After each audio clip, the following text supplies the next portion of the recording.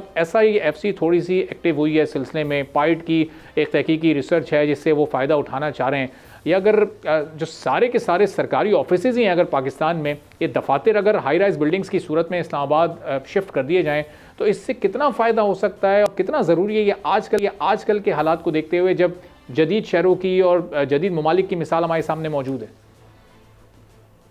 जी, पहले तो मैं कह दूं, ये पाइट की जो रिसर्च ये मैंने ही की थी और ये 20-25 साल से ये काम मैं ही कर रहा हूँ और ये काम पे बहुत शोर मचाया, बहुत किताबें लिखी हैं, बहुत चीज़ें की हैं, पर अनफॉर्चुनेटली अब शायद मेरा ख्याल SIFC के पास खबर पहुंची है।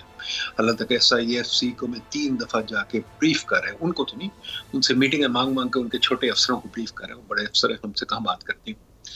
बात ये है जी कि ये मुल्क के पास एक ही सरमाया रह गया। जो हम बात करते हैं धात की या मिनरल्स की, वो मिनरल में अब कोई जान नहीं है और मिनरल गोरा लेके भाग जाएगा क्योंकि वो हर मुल्क से लेकर भाग गया।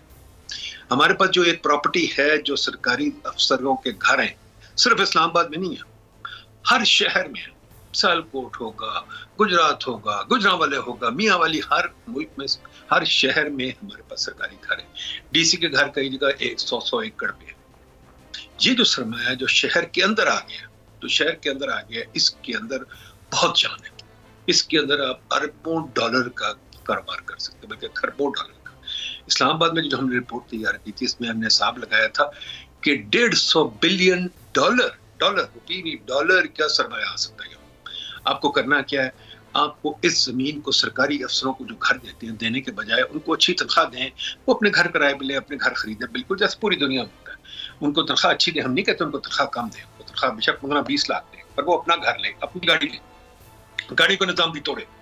और आप ये जो जमीन है, जो इतनी कीमती जमीन है, इस्लामाबाद में एक कनाल जो है इस एरिया में वो 30 करोड़ रुपए का है और ये घर 5-5 कनाल पे गई है। इनको अगर आप लेंगे और इनको रीजोन करेंगे, यानी इन पे हाई राइज बिल्डिंग बनने दें।